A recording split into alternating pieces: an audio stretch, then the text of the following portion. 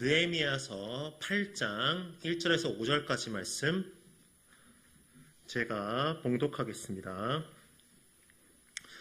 이스라엘 자손이 자기들의 성읍에 거주하였더니 일곱째 달에 이르러 모든 백성이 일제히 수문 앞 광장에 모여 학사 에스라에게 여호와께서 이스라엘에게 명령하신 모세의 율법책을 가져오기를 청하매 일곱째 달 초하루에 제사장 에스라가 율법책을 가지고 회중 앞 곧 남자나 여자나 알아들을 만한 모든 사람 앞에 이르러 수문 앞 광장에서 새벽부터 정오까지 남자나 여자나 알아들을 만한 모든 사람 앞에서 읽음에 뭇 백성이 그 율법책에 귀를 기울였는데 그때 학사 에스라가 특별히 지은 나무 강단에 서고 그의 곁 오른쪽에 선 자는 ματ디다와 스마와 아나야와 우리야와 힐기야와 마아세야요 그의 왼쪽에 선 자는 부다야와 미사엘과 말기야와 하숨과 하스바다나와 스가랴와 무슬람이라.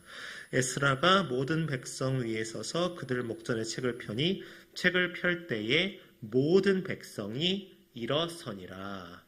아멘. 여러분은 억지와 잔소리의 차이를 뭐라고 구분지으실 수 있겠습니까? 억지와 잔소리의 차이는 억지가 사리에 맞지 않는 말을 우기는 것이 억지인 것이고 잔소리는 옳은 말이지만 반복해서 계속 얘기함으로써 상대를 지치게 하는 게 잔소리라는 것이죠. 여러분은 혹시 성경 말씀이 혹시 잔소리처럼 느껴진 적이 없으십니까? 성경 말씀이 나쁜 일 하라는 없잖아요. 다 좋은 거 하라는 거잖아요. 그죠? 말씀 읽으라, 예수를 믿으라, 복음을 전하라, 선한 일을 하라, 선한 행실을 품고 하라. 다 이런 류의 얘기라고 한다면 여러분은 성경 말씀이 혹시 잔소리처럼 느껴진 적은 없으십니까? 네, 감사합니다.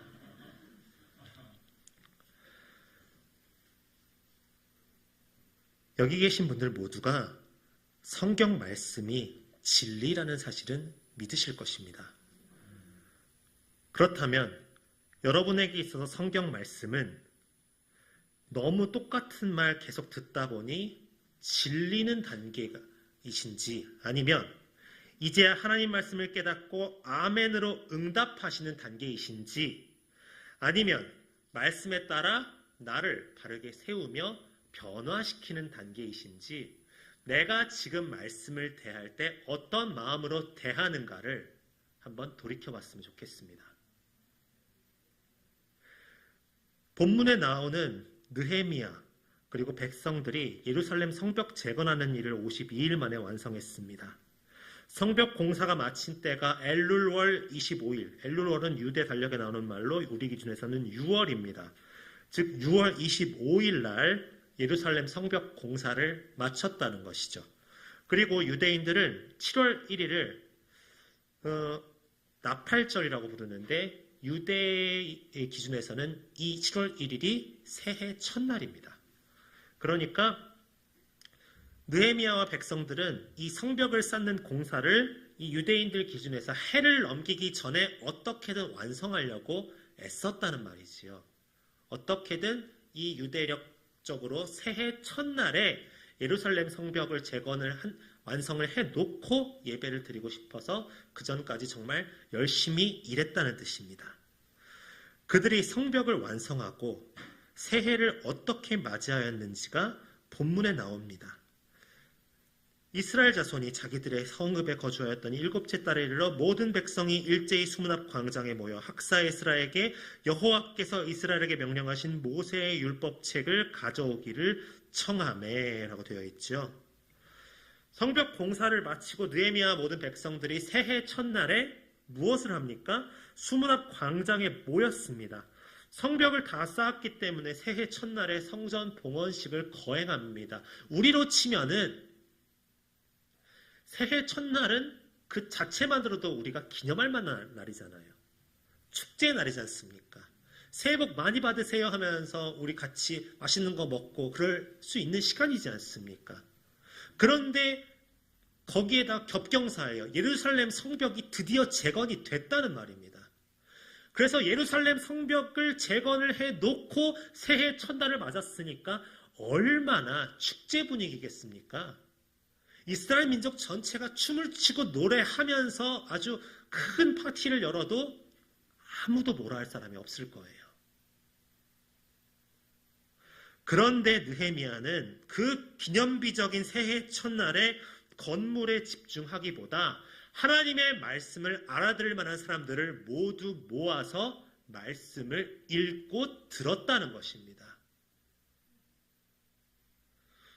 모든 백성들이 광장에 모였을 때 학자 겸 제사장인 에스라가 율법책을 가지고 강단에 서서 새벽부터 정오까지 율법책을 읽었습니다. 대단하지 않습니까? 여러분, 말이 쉽죠. 우리가 새벽 예배 드리는 시간이 5시 반이죠. 그때부터 12시까지 예배 드렸다고 생각해 보십시오. 말씀 전하시는 목사님도 기진맥진 하시겠지만 앉아 계시는 분들도 기진맥진 하지 않겠습니까? 나오면서 이거 너무 심한 거 아니야 라고 불평하실 분들이 분명히 계실 줄로 믿는다고 하면 안 되겠죠? 다 말씀 들으면 들을수록 은혜가 넘치시겠죠. 그죠? 어쨌든 그러나 6시간 넘게 7시간 넘게 그렇게 서서 말씀 듣는 것 쉬운 일이 아니라는 것은 여러분들도 아실 것입니다. 부흥회만 해도 2시간 넘어가면 지쳐요. 물론 제가 어리고 젊어서 철이 없어서 그럴 수도 있다라고 하면 제가 할 말은 없는데 제가 본 모든 어르신들은 부흥회가 2시간 넘어가면 슬슬 얼굴에서 약간의 피로도와 짜증감이 묻어나오기 시작하셨습니다.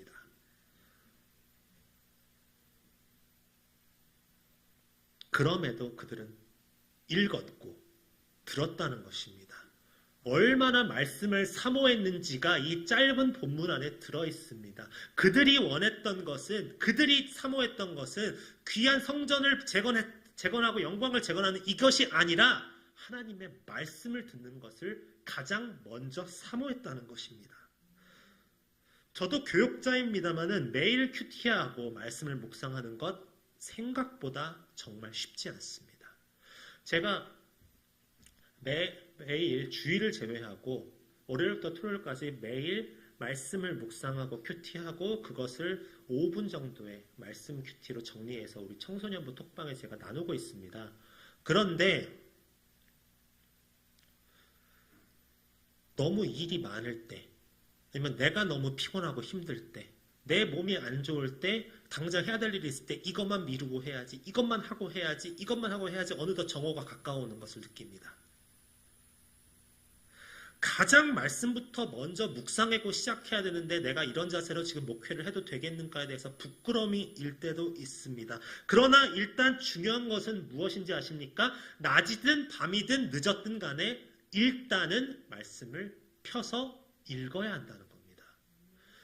내가 아침에 일어나자마자 말씀을 피고 예배를 드리고 찬양을 해본들 하나님 앞에서 안 부끄러울 인생이 어디 있겠습니까? 우리가 일어나자마자 말씀을 읽으면 하나님 앞에서 떳떳하십니까? 일어나자마자 말씀을 읽고 찬양을 하고 예배를 드렸으니까 나는 하나님 앞에 언제 나가도 떳떳해 말씀하실 수 있는 분이 이 자리에 있으시겠습니까? 아무도 없습니다. 우리는 언제 말씀을 읽고 언제 말씀을 묵상해도 어차피 부끄러운 인생입니다. 중요한 것은 뭔지 아십니까? 일든 늦든 간에 말씀을 펴야 한다는 겁니다. 언제 어디에서 피고 읽으시더라도 부끄러운 것은 마찬가지입니다. 그러나 일단은 펴야 한다는 거예요. 내가 세상 일에 바쁘든 무슨 일에 바쁘든 간에 계속 생각하고 있어야 되고 늦더라도 읽어야 됩니다. 어떻게든 펴야 됩니다. 이르든 늦든 그런 것은 하나님께서 신경 쓰지 않으십니다. 중요한 것은 무엇입니까? 말씀을 통해 하나님을 바라보고 나아가겠다는 우리의 믿음입니다. 그게 말씀을 대하는 우리의 태도가 되어야 한다는 것입니다. 하나님의 말씀을 들을 때 어떤 마음과 자세를 가지고 듣느냐에 따라 반응이 달라집니다. 사도행전 2장에 보면요. 사도 베드로가 군중들을 향해 설교를 합니다. 베드로의 설교를 들은 군중들의 반응이 사도행전 2장 37절에 나옵니다. 함께 읽어보겠습니다. 시작. 그들이 이 말을 듣고 마음에 찔려 베드로와 다른 사도들에게 물어 이르되 형제들아 우리가 어찌할꼬 하거늘. 베드로의 설교를 들은 군중들이 양심의 찔림을 받아 회개를 하며 우리가 어찌할꼬라고 탄식을 합니다. 그런데 사도행전 7장에 보면은 이제는 집사 스데반이 군중을 향해 설교를 하는데 설교 내용을 보면은 베드로의 설교 내용과 대동소이하나 군중들의 반응이 다릅니다. 7장 54절 함께 읽어보시겠습니다. 그들이 이 말을 듣고 마음에 찔려 그를 향하여 이를 갈거늘. 하나님의 말씀을 듣고 마음이 찔리는 건 똑같은데 반응이 달라요.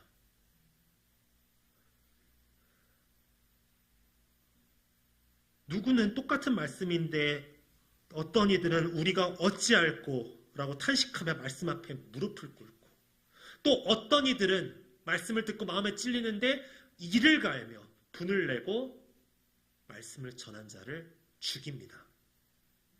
말씀을 거부하며 분노합니다. 말씀을 전하는 베드로는 성령이 충만했고 말씀을 전하는 스데반은 성령이 안 충만해서 이런 결과가 생겼겠습니까? 아닙니다. 성경을 보면 베드로도 스데반도 성령이 충만한 상태에서 말씀을 전했습니다. 문제는 말씀을 듣는 사람들의 마음과 자세가 달랐다는 거예요. 예수님이 그 수많은 말씀을 전하실 때 사람들을 가려서 말씀을 전하신 것이 아닙니다. 모두에게 똑같이 말씀을 전하셨습니다. 어디에 있든 무엇을 하든 똑같이 복음을 전하셨습니다. 그런데 누구는 듣고 회개하고 믿음을 가지고 나아올 수 있었는데 누구는 이를 갈며 거부하고 예수님을 십자가에 매달았다는 것입니다.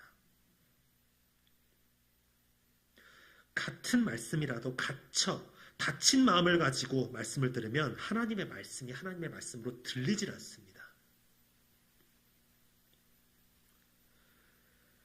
자기 생각을 중심으로 하나님의 말씀을 판단하는 것, 이것이 얼마나 큰 죄이고 잘못인지 모릅니다. 자기 생각을 내려놓고 열린 마음을 가지고 들을 때 하나님의 말씀이 말씀으로 들리는 것입니다. 말씀을 중심으로 생각이 바뀌는 것입니다. 내게 이런 말씀은 은혜가 되는데 이런 말씀은 은혜가 안 된다. 하나님의 말씀은 어느 한 구절도 안 귀한 것이 없고 성경 어느 한 구절도 그냥 들어간 구절이 없다는 겁니다. 하나하나가 우리에게 주신 복음이고 믿음입니다. 은혜입니다. 그렇기 때문에 우리는 말씀을 접할 때 어떤 마음으로 접해야 하겠습니까? 우리 성북중앙교회 모든 성도님들이 하나님의 말씀을 읽고 들을 때, 그리고 말씀을 토론할 때 말씀을 대하는 마음과 자세가 본문에 나오는 이스라엘 백성들과 같이 경외함이 있으시길 바랍니다. 이것은 하나님의 말씀이라는 것을 기억하고 그 말씀을 품고 묵상하는 것에 있어서 내가 하나님의 말씀을 더 귀히 여기고 소중히 여기고 대하셨으면 좋겠습니다. 그럴 때 하나님의 말씀이 능력으로 우리 안에서 역사하십니다. 성령의 감동을 주십니다. 우리 안에 있는 성령의 음성이 들리기 시작하는 귀한 역사가 있습니다.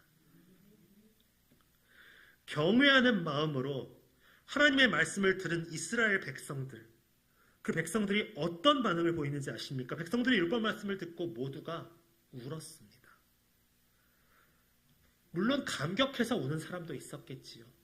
예루살렘 재건된 성벽 앞에서 내가 말씀을 들을 수 있다는 그 사실에 감격해서 우는 사람도 있었겠지요. 그러나 대부분의 사람은 회개하며 울었습니다. 주여 내가 죄인입니다 하고 울었습니다. 내가 주님 앞에서, 우리가 주님 앞에서, 우리 민족이 주님 앞에서 말씀을 경홀히 여겼고 하나님의 말씀대로 행하지 않았고 내가 하나님의 말씀에 충실히 다가오지 못했습니다라고 회개하며 울었습니다. 주여 나는 죄인으로소이다. 훗날 예수님께서 말씀하신 세리의 기도와 같습니다. 성벽을 재건한 기쁨과 감격보다 150년 전에 예루살렘 성벽이 바벨론에 의해 무너진 이유가 하나님의 말씀을 떠나 죄를 범하였기 때문이라는 사실을 깨달으면 내가 회개할 수밖에 없습니다.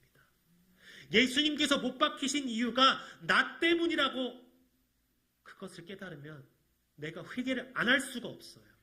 내가 내 죄 때문에 예수님께서 못 박히셨구나, 이것을 깨달으면은 하나님 앞에서 나는 도저히 회개를 안 할 수가 없는 죄인이라는 것입니다.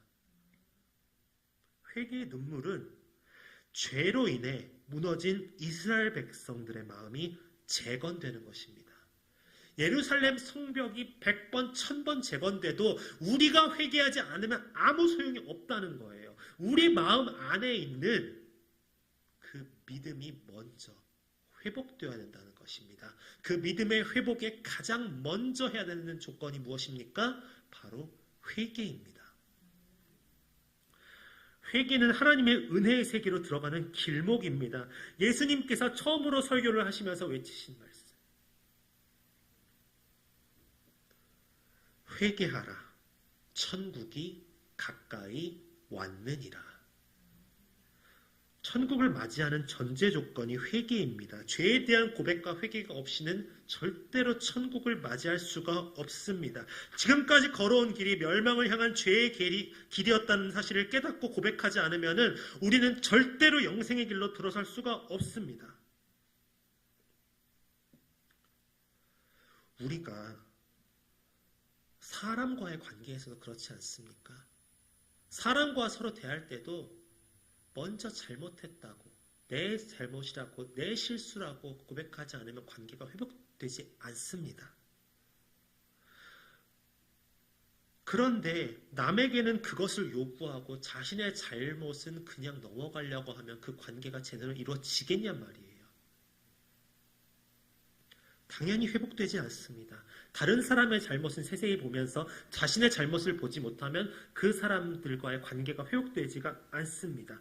하나님과의 관계가 회복이 안 되는 것은 그렇다면 무엇 때문이겠습니까? 내가 나의 죄를 인정치 않기 때문에 그렇습니다. 회개하지 않기 때문에 그렇습니다. 내가 죄인이라는 사실을 인정하지 않기 때문에 그렇습니다. 이만 하면 나는 잘하고 있지라는 그런 교만함이 내가 아직 살아있으니 아직 회개하지 못하는 것입니다. 회개를 하려면 하나님께로부터 받지 못한 것을 보기보다 나의 허물을 먼저 보고 고백할 수 있어야 할 줄로 믿습니다. 이스라엘 백성들이 회개의 눈물을 닦으며 기쁨과 감사의 세계로 들어갈 수 있었던 것은 회개를 함으로써 죄 사함의 은혜가 있었기 때문입니다.